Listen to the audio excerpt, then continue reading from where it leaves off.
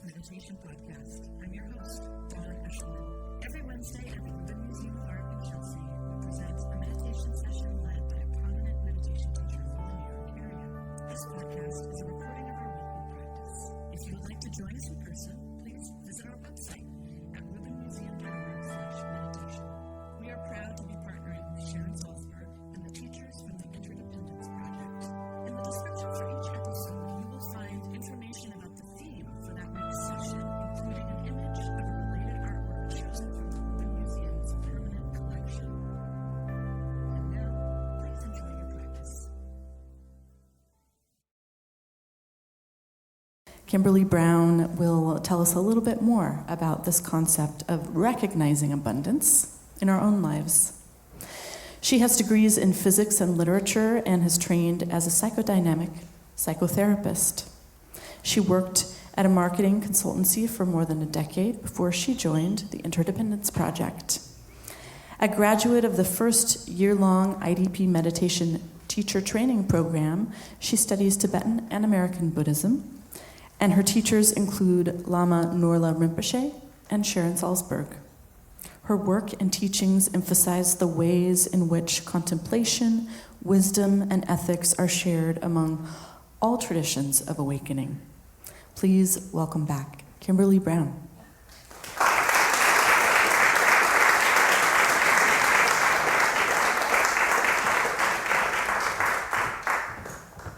Today we're taking inspiration from the yellow Jambala. And, I saw him upstairs the last time I was here. And he has a real presence because he's a big sculpture. You can see him in the galleries after. And it's pretty obvious he's a wealthy person, a wealthy yidam, they say in the Tibetan, which is not exactly deity because they don't live outside of you. They're part of your own mind stream, right? So here's this guy, he's well-fed. He has wonderful gold jewelry. He has such luxurious clothing. He has these delicacies in his right hand. And of course, his jewel spouting, it's sometimes translated, also gem-emitting mongoose, okay, in his left hand. And in the Buddhist tradition and also in many other cultures, to be wealthy, one way to recognize that is through someone who's generous, right? The practice of generosity indicates wealth. And of course that makes sense, right? If you're truly wealthy, you can afford to be generous. You have more than you need. I'm particularly interested in practicing generosity because it kind of goes against a lot of what we're taught and what we feel. And when I say we, I mean as Americans in this time and place. Our country is the richest nation that has ever existed in the history of the world. And yet many of us feel a tremendous lack, right? Not just of material goods, but of time, of good qualities like kindness and joy. There's just a sense like, wow, I don't have that, or I don't have enough of that. So we have trouble giving. We can't give, we just don't even feel we have enough, right? Now, when we look at that mongoose, this jewel-spouting, gem-emitting mongoose, he's a symbol of abundance, right? He has inexhaustible treasures. And this is also, he's also a foe of greed. The mongoose is an enemy of snakes. Snakes in the stories and mythologies are often guarding treasure. So the mongoose, again, he dispels greed. And he's also a metaphor for our own boundless qualities, okay? We all have a gem-emitting mongoose. It's our heart, and we just need to discover this mongoose because these boundless qualities are immeasurable. Love, kindness, joy, compassion, wisdom, We all have this. We all have tons of it. And somehow, at least in my mind, my perception of those qualities are maybe they're like a pie. And so I have 8 slices, or maybe 16 if I want to make them small. And I could give one to you, and some to my mom and my cat. But I'm sorry, I don't have enough left for this other person, right? I may not even have enough left for me. But that's the wrong metaphor, okay? The metaphor is this jewel-emitting mongoose with inexhaustible treasures. So the way we can begin to develop these qualities that each one of us have inside of us, we're born with these qualities, just like we're born with the ability to learn language, okay? And we can foster them through our environment and through effort. Mindfulness is a start, right? And being mindful each time that we are benefiting ourselves and others, right? So this can be something that seems very small that we overlook, right? We're walking down the street and the person next to us stumbles and we make a motion to help them, okay? Acknowledging that that was really beneficial, that that was an expression of our good nature, okay? That's one. Noticing it in others, right? Every time I ride the subway, I see many kindnesses. So starting to notice that when someone gives another a seat, when someone makes a little room, when someone smiles. Okay? Just noticing. And also noticing when you are being a benefit to yourself, okay? It's 6:30 and you're at work and you're really stressed out and you still have a lot to do. And you recognize you need to get some rest and take care of yourself, okay? And acknowledging that gesture of kindness to yourself is valuable and worthwhile. Okay? So mindfulness is one. And another way to do this, to develop these qualities, is to have a gratitude practice. Okay? It's so hard to be generous if you don't feel you have enough. It's not even really possible. But gratitude helps us see what we do have. And we all are very rich. 3 things a day, you could write it down, you could text with your friend, you could just say it out loud. And each day, making it a different 3 items. And I'll give you just a moment to think of 3 things. Okay?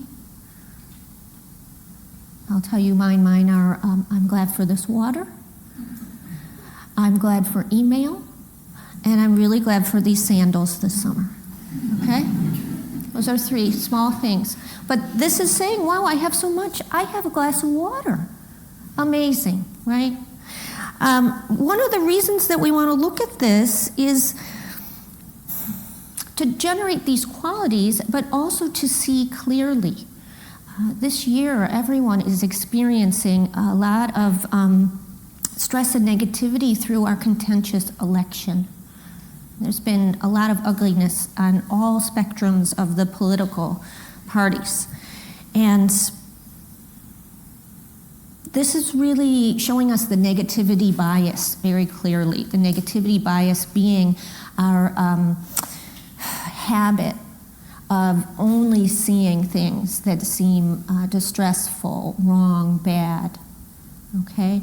Now, to look at the whole picture is to have a balance, to see both all these difficult problems we might have and all the good and fabulous things that really are happening, all the kindnesses in our own heart and in others' hearts. And this is very important because we cannot create harmony for ourselves and others unless we have confidence in our ability to do this. So this balance is what will arise through these practices. So we're going to do our meditation now. Before we start, in the summertime, sometimes when I meditate, I feel really tired. So if you are feeling tired today, please keep your eyes open and or you are welcome to stand during your meditation today. Okay? And while you're sitting, please keep still. But if you're in pain, mindfully adjust your posture, okay? Meditation is itself a balance between effort and relaxation, okay? And right now, just close your eyes, don't meditate. Just allow yourself to be here. Allow yourself to settle in, noticing what's happening for you, your feeling tone, your quality of mind.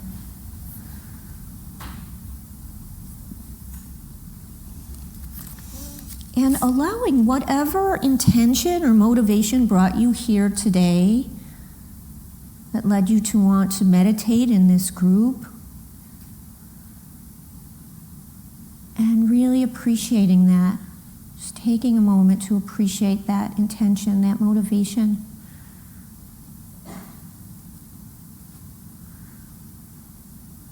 And now just taking a moment to recognize all of the beings that have enabled you to be here today. Now this began before you were born. There were people who helped your pregnant mother, family, friends maybe, medical people, strangers gave her a seat, okay? And when you were born, there were likely many, many people there supporting you. Again, medical people most likely, probably family, friends, strangers, maybe clergy. People who didn't know you really welcomed you and were excited and wanted you to flourish. And as you were growing up as a child, through your youth, many people helped you. They helped you learn to read, to walk.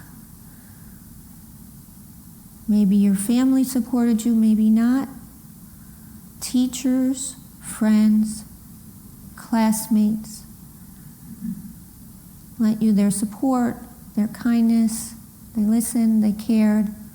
Perfect strangers returned lost items to you, gave you a seat, thanked you, encouraged you. That continued throughout your youth. It continued into your adulthood and to this very moment where we are supporting you. And this will continue throughout your life.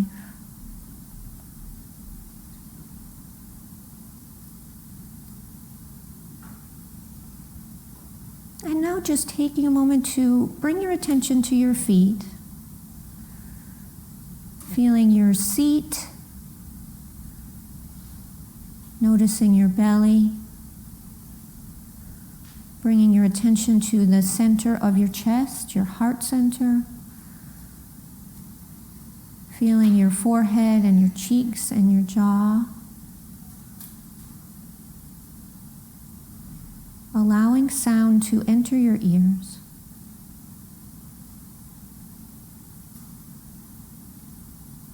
Feeling air on your skin.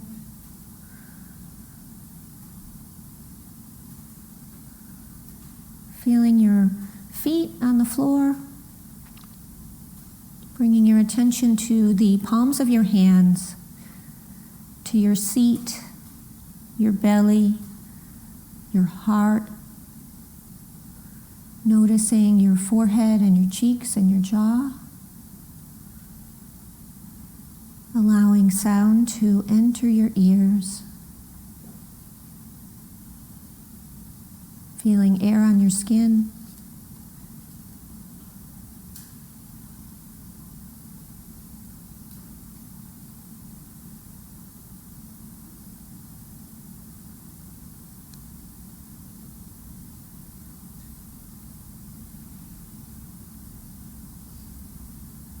Bringing your awareness to your feet, to your seat, to your belly,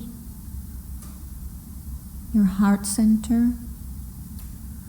Gently noticing your forehead and cheeks and jaw. Allowing sound to enter your ears.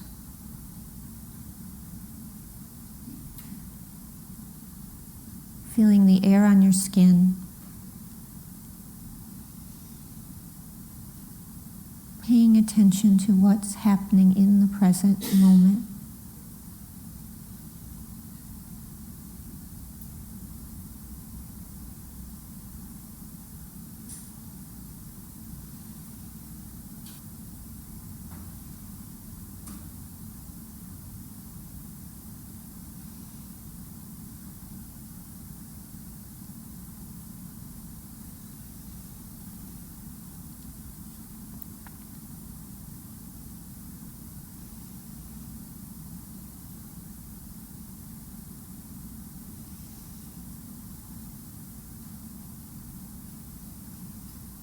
Noticing where your attention is. Choosing to move it to your feet. Not thinking about your feet, but allowing yourself to have the felt experience of your feet. Noticing your seat. And bringing your attention to your belly. Noticing how your belly moves when you breathe.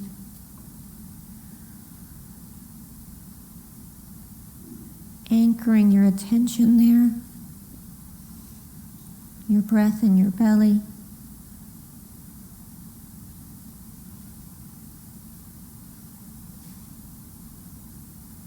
You don't have to make anything happen, just notice.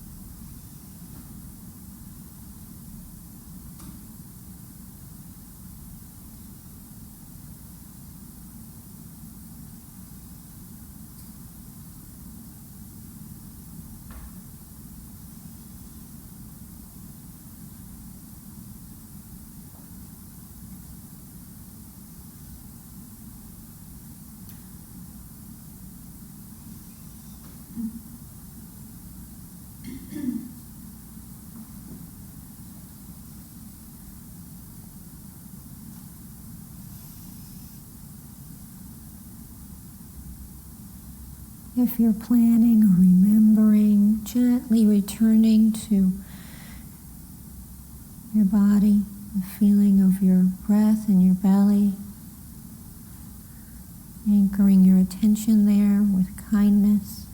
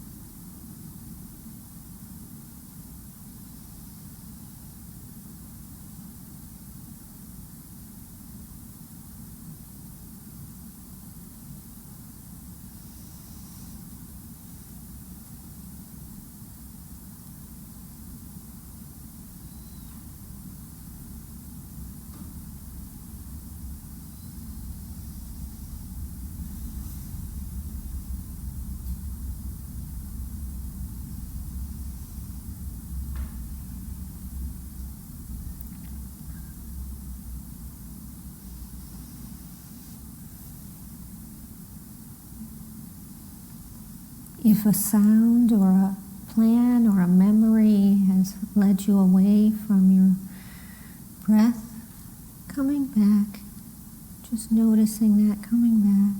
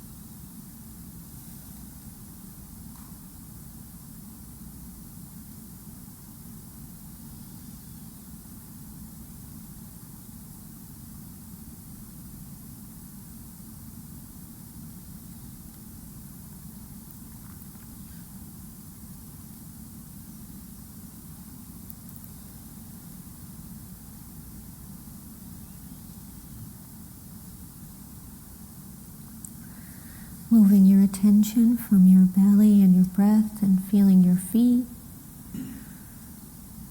noticing your seat, bringing your attention to your heart center, the middle of your chest, and taking a moment to offer yourself loving kindness,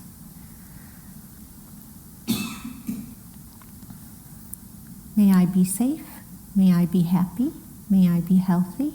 May I live with ease. May I be safe. May I be happy. May I be healthy. May I live with ease. May I be safe. May I be happy. May I be healthy. May I live with ease. Taking a moment to silently offer these phrases to yourself.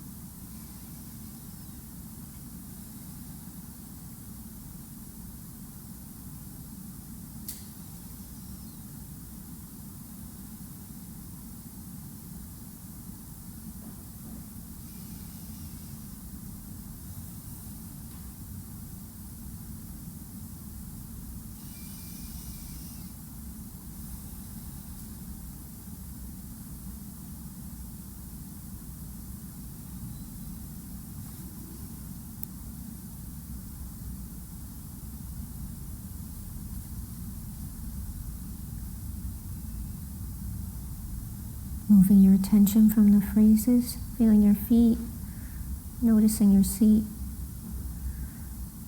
Bringing your attention to your heart center and offering these phrases to all of us. May we be safe. May we be happy. May we be healthy. May we live with ease. May we be safe. May we be happy. May we be healthy. May we live with ease. May we be safe. May we be happy. May we be healthy. May we live with ease. Taking a moment to offer these phrases to each other, to all of us.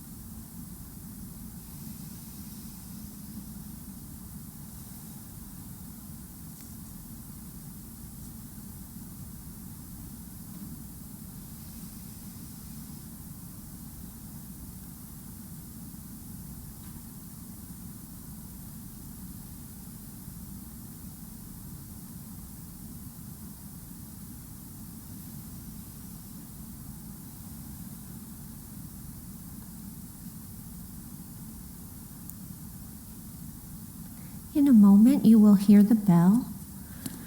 Please stay still until you can no longer hear it, at which time, if you'd like, you can join me in offering a bow to yourself as a show of gratitude for your work today.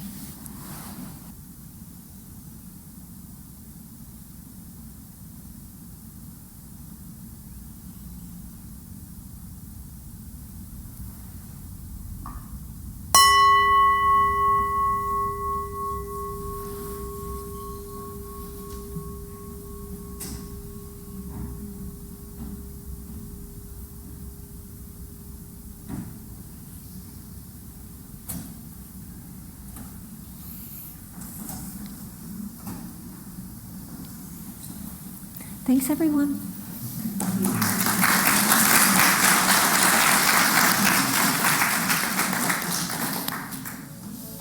That concludes this week's practice. If you'd like to attend in person, please check out our website, rubinmuseum.org/meditation, to learn more. Sessions are free to Rubin Museum members, just one of the many benefits of membership.